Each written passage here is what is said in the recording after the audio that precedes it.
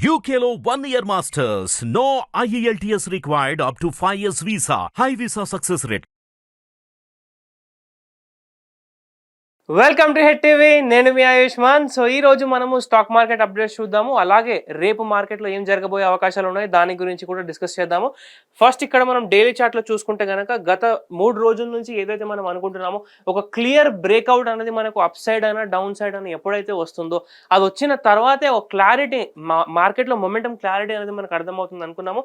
So ఈ రోజు మనకు అప్ సైడ్లో ఒక మంచి బ్రేక్అవుట్ ఇచ్చి అక్కడ మనకు ఒక మంచి స్ట్రాంగ్ క్లోజింగ్ కూడా ఇవ్వడం జరిగింది. అంటే దీనికి ఇప్పుడు మనకు క్లారిటీ మాత్రం వస్తుంది. ఇక్కడ ఏంటంటే మార్కెట్ ఇంకా బుల్లిష్ సైడ్లోనే సపోర్ట్ ఎక్కువ ఉంది అని. ఎందుకంటే ఇక్కడ మనం చూసుకుంటే మార్కెట్ మార్నింగ్ నుంచి ఓన్లీ కన్సల్టేషన్ చేస్తూ ఎక్కువగా మొమెంటం ఇవ్వకుండా సైడ్ వేసే మార్కెట్ ఉంటూ మనకు ఒక మంచి పాజిటివ్ క్లోజింగ్ ఇచ్చింది. అదే మనం ఇక్కడ చూసుకుంటే 5 minutes చార్ట్లో ఇవాళ మొత్తం కూడా నో ట్రేడ్ డేనే చాలా మంది అనుకున్నారు, కానీ సెకండ్ హాఫ్లో మాత్రం ఒక సర్ప్రైజ్ లాగా మనకు ఒక మంచి మొమెంటం వచ్చినట్టు అనుకోవచ్చు.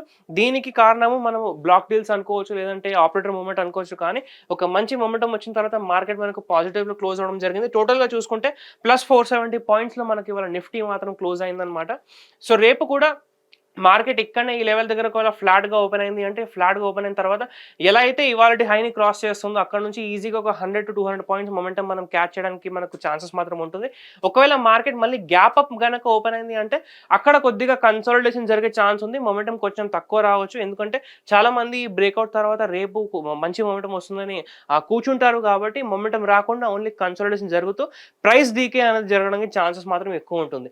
ఒకవేళ గ్యాప్ డౌన్ ఓపెన్ అయింది మళ్ళీ ఈ యొక్క రెసిస్టెన్స్ లెవెల్ దగ్గర ఈ జోన్లో ఓపెన్ అయితే ఆ జోన్ని క్రాస్ చేసేంత వరకు మళ్ళీ మనం ట్రేడ్ చేయకుండా జాగ్రత్తగా అక్కడ కాషియస్గా వెయిట్ చేస్తే మన డబ్బులు మాత్రం సేఫ్గా ఉంటుంది.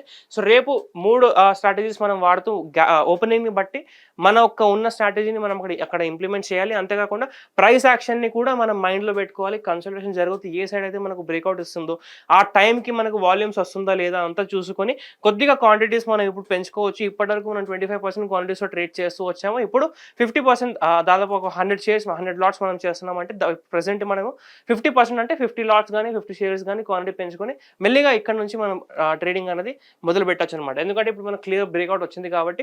సో రేపు మార్కెట్లో ఏం జరగబోతుందని మీరు అనుకుంటున్నారో అది కూడా కింద కామెంట్స్లో తెలియజేయండి.